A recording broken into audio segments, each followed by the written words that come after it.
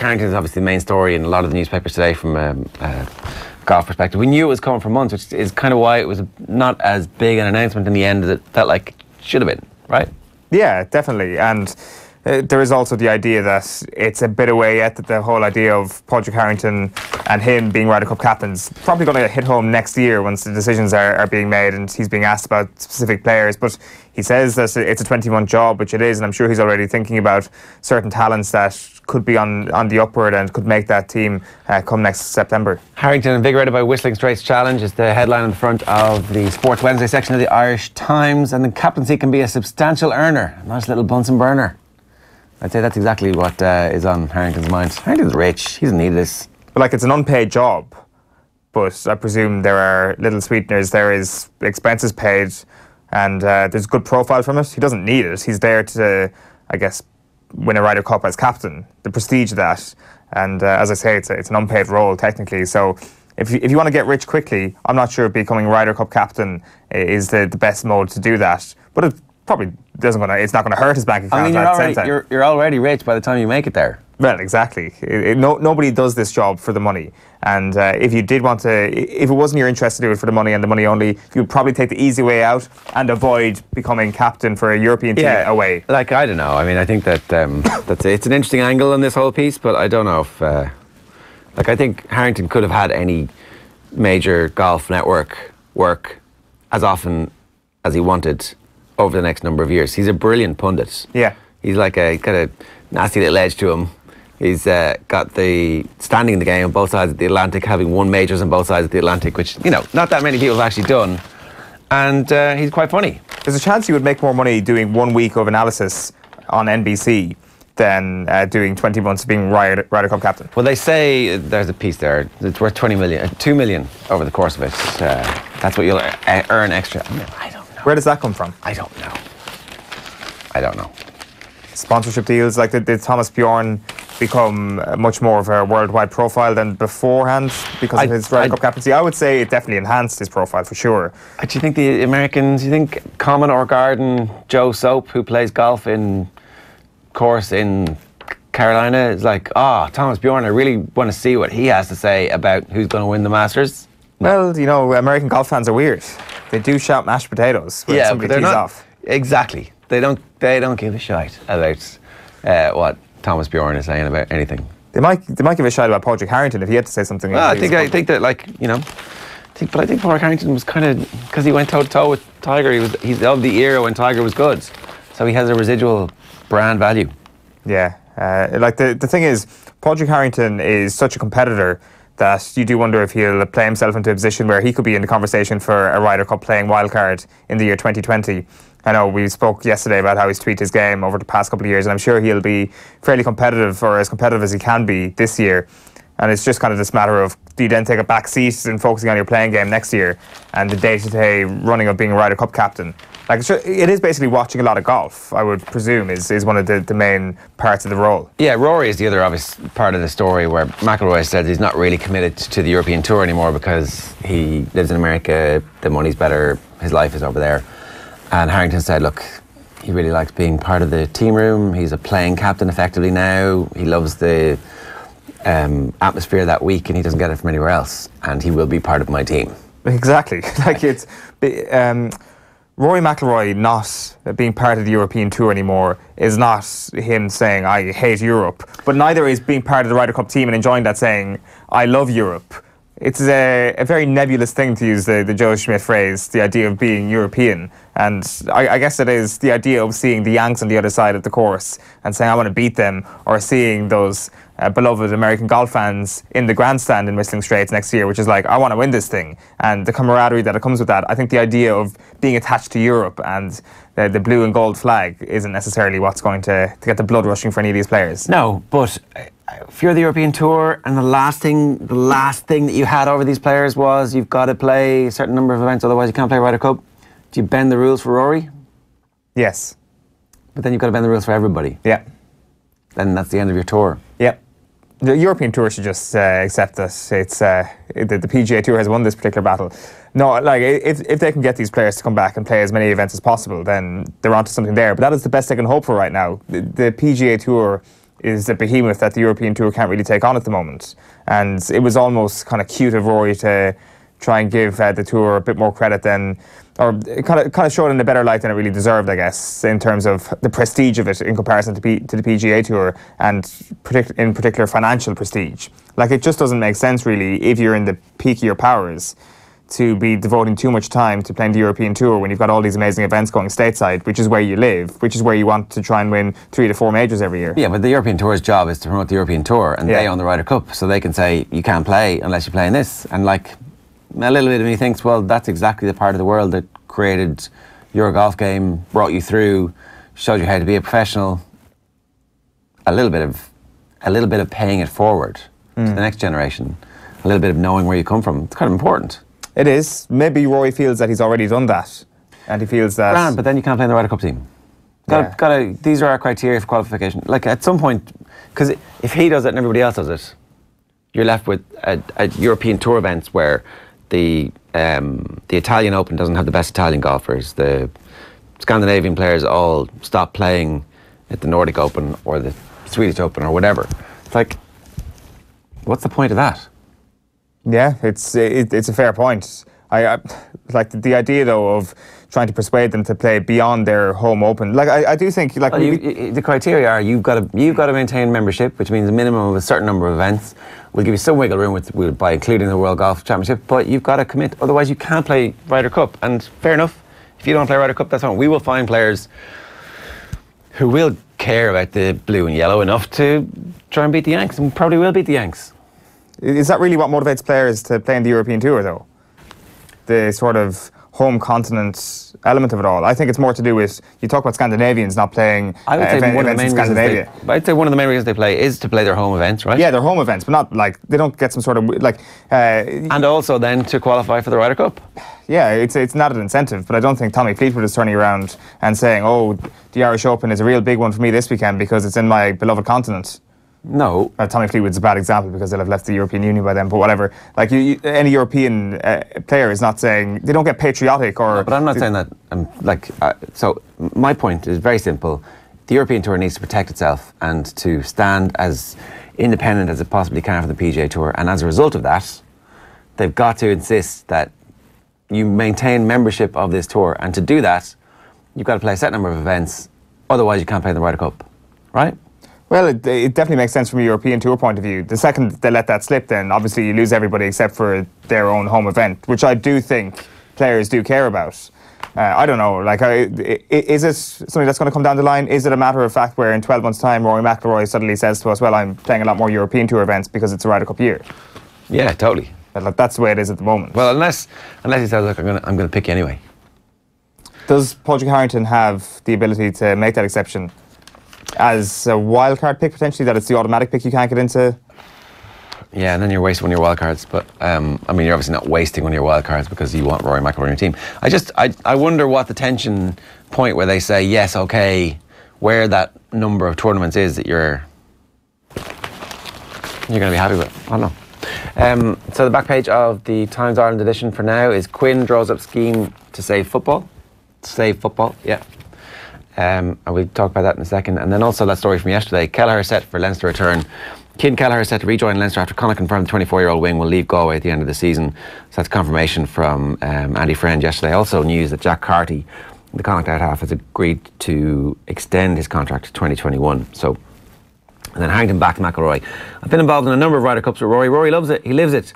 It's such a big deal for him. He's leader in the team room now. Nothing gives him the buzz like he's getting out of a Ryder Cup on the golf course and in the team room. He will do everything he can to be involved in that. It's kind of implicit enough. He will be involved. I'm looking at his actions rather than words, and his actions are all about Europe. That's interesting. Well, like when he says his actions are all about Europe, they might be pointed, and I just think that when he says that, what he means is he really cares about the Ryder Cup.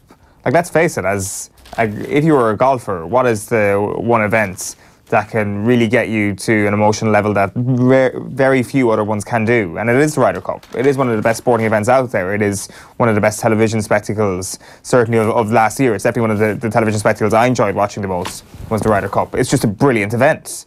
And if you're lucky enough to be from a part of the world that can be on one of the teams, you should try it. Yeah. Like, I think that's what he means there. Well, maybe not. Maybe there is some sort of deeper meaning. You know, as Ryder Cup captain for Europe, does he now have a duty to the European Tour? Yes, because they appoint him. He works for them. That's it. It's kind of a hypothetical question. Yeah, well, rhetorical. Rhetorical question. My words aren't really working well this morning, are they? Oh no, it's like you missed 10 minutes of brilliant words from Owen though. We went to the 10-minute monologue.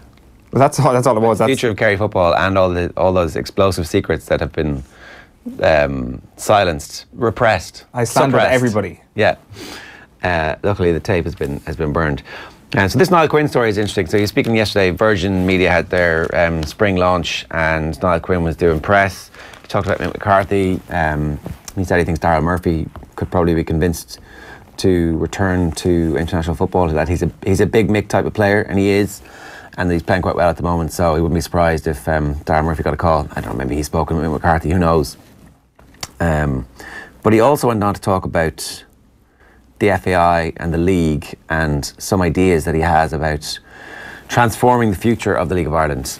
He also very clearly states, I'm not the answer. I don't want to be the chief executive of the FAI and change the world. But what I want to do is get the debate going, get people thinking about what other leagues are doing and ask, why are we doing it? What are the barriers to stop our league fulfilling its potential? The reality is our system is fractured. So slowly and carefully over the last while, Niall Quinn has been asking questions, pointed questions about the future of the league, how we run football, why it is that, for example, he quotes an example of a Norwegian 19-year-old being transferred for 2 million recently. And he says if that was Ireland, that transfer would have been a couple $100 grand and everybody would have shrugged their shoulders and gone, all right, well, it is what it is. But he says he's spoken with loads of people from around the world of sports marketing, and there are a number of different initiatives which might be useful to try and improve the standard of the league. One of this would be setting up proper academies, getting government funding for each of the academies so that there is an education-based, as in academic-based scheme for these footballers, as opposed to it being Mickey Mouse type things that he would have got for when he was chairman of Sunderland. The players there would all have done, like, they would have got badges and stuff, and he's like completely useless, not going to set kids up for life. But if we're sending our kids over to England, we may as well send them with a proper education so that they have junior cert / leaving cert or whatever the equivalent will be by the time these come into being. Already there's been a bit of backlash. Already they're like, well, I haven't seen you in any League of Ireland games. And you want to bring some foreigners in to play for Ireland. And it's like, okay, fair enough. Let's shout down the man with the experience and knowledge and standing in the game on the basis of a few of the smaller points that he's made, and let's dismiss the whole plan. Because that's how it works in Ireland. You come up with a big plan, but unless you've got every single thing right that makes everybody happy, your plan is no good because you haven't got the entire room with you. There's one guy down at the back farting and making noises and going, ugh, and laughing at the wrong places. And that's the person that we're going to focus our attention on. I'm not sure if we are focusing our attention on that. Who are the detractors this morning? I'm just reading about Niall Quinn and what he's actually had to say, and I think he's pretty open about the fact that he's not going to be in a position where he wields the power to execute this, nor does he want to be. He wants to be in a position where he can ask the question, and he says that he's confident that John Delaney will give him an audience, that he will listen to his proposals, and a lot of these proposals, as you say, make total sense. The biggest one being the academy system for the League of Ireland. Yeah, he says that that would cost about 40 million, so 2 million for each of the 20 clubs, and that the system put in place should then reap rewards into the future for Irish football. Even the players that go away will be going away properly educated, and maybe they'll come back, maybe they won't, but at least that will benefit the national team as they go over a little bit later. It's interesting that he's thinking about this stuff, right? That, like, he's the first one of that former group of internationals to come out and say, these are proper ideas that we're thinking about, and I'm willing to put my name to them and go forward, bypass the FAI initially, go straight to the government and try and win support. Now, he does say he expects the government to say, go and talk to the FAI, but at least the conversation has started. Well, it is interesting that he's the first person to do it, but it's hardly surprising given his experience, and given his experience in a multitude of different facets of football, from being a chairman, from a player, and like having kind of a full spectrum of what actually goes into modern football. And I know football's kind of moved on a decent amount since his time at Sunderland, but he's very well placed, probably better placed than most of the recent retirees in the last 20 years from Irish football to actually say stuff like this. Like as you say, the detractors will focus on things like the Brazilian footballers. He talks about like 4,000 or 5,000 Brazilian footballers that are playing football around the world that are never going to play for Brazil, that are at a very, very good level.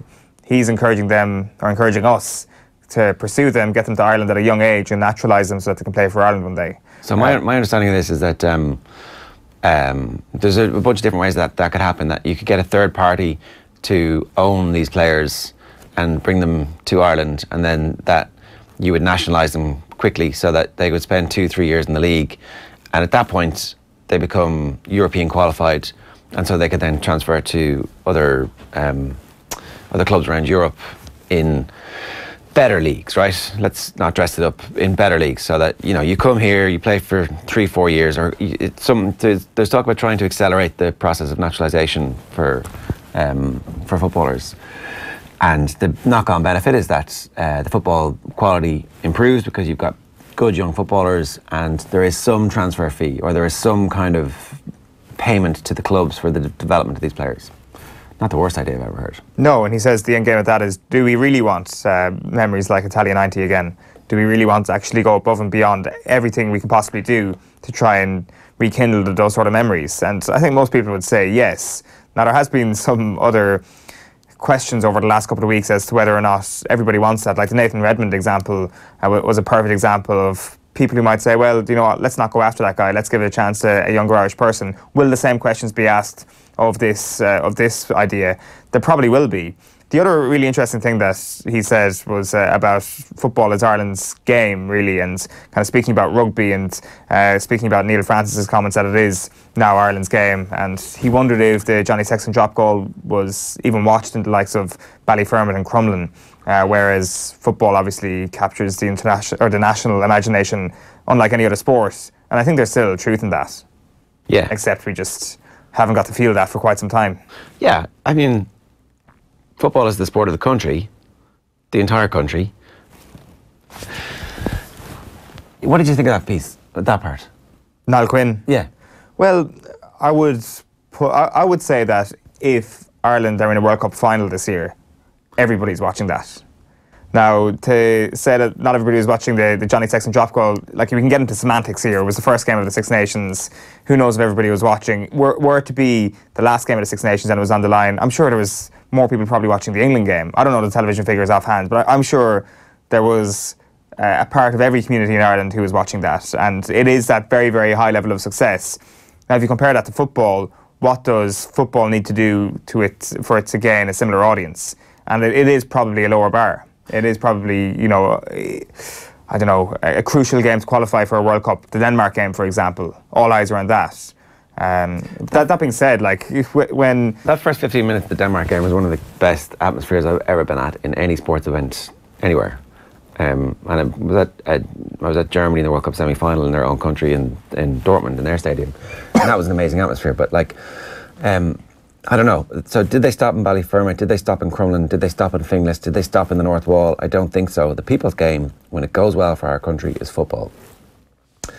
And Niall Quinn's obviously a GAA man. His family are GAA. He played hurling for the Dubs as a minor, and I think his son is still playing Gaelic football. But I think he's right, and I think that this is a moment for football in Ireland to stop and go, well, how did it become acceptable, really, to write that rugby has become the people's game? When did that happen? How do we let this happen to football? And what was the evolutionary process that resulted in football being at such a low ebb at the moment that there's a real sense of what's going to happen with the national team at the moment? So Mick is in, Robbie Keane is in. Like, there's a bit of a sticking plaster on the national team at the moment, when actually the fundamentals at grassroots level needs to be fixed. And I think that's the benefit of somebody like Niall Quinn coming out and asking these questions. Yeah, for sure. The question is, does he get the audience that he's confident he will get? And you would assume he probably will. like we've criticised, everybody in the media kind of criticises John Delaney quite a bit, but you do suspect that the intent is the same of all of us. It is to see Irish football succeed as much as possible. It'll make his job a lot easier if the national team are performing well. So you can't imagine there'd be any reason for him to not listen to Niall Quinn if some of these ideas, as Niall Quinn is so confident of, might actually manifest itself in positive results in the Irish national team eventually. And I don't know, like he talks about the national team, and I don't think he's too keen on the idea of Mick McCarthy being a temporary manager, or the whole 2-year stopgap that he is, a plaster, as you mentioned, which is another interesting point of view. You've got to hear this guy out. Like, name one other person who's come up with, I guess, grander plans, or has the experience to match those grand plans as well over the past 10, 15 years. Put them in front of John Delaney, put them in front of the FAI. Let's trash this thing out. Let's talk about it. Let's not allow this to be a kite that's flown on the back page of the newspaper, and then that's where it ends. Yeah, so that's the other thing about going public with this. You got to follow it up. So at some point in the near future, there needs to be, he says he's going to talk to the government. There should be, it seems like there's a lot of people interested in being involved, and it seems like it's interesting this coming back on the back of the story that Dermot Desmond was thinking about getting involved with Shamrock Rovers. Like, that would be great if there was a proper link up between Celtic and Rovers. Like, Celtic are signing players from France as teenagers and trying to turn them into the next stars. They're signing Virgil van Dijk. Like, Rangers are signing maybe Charlie Adam, Jermaine Defoe, and whoever else it was, Stephen Davis, that they got recently. Fair enough, Rangers, off you go.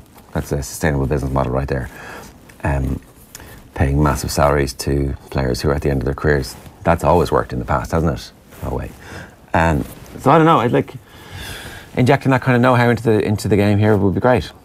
Yeah, totally. Like, when it comes to the Celtic link up with Shamrock Rovers, where we're at with Irish football now, of course, it's a positive thing.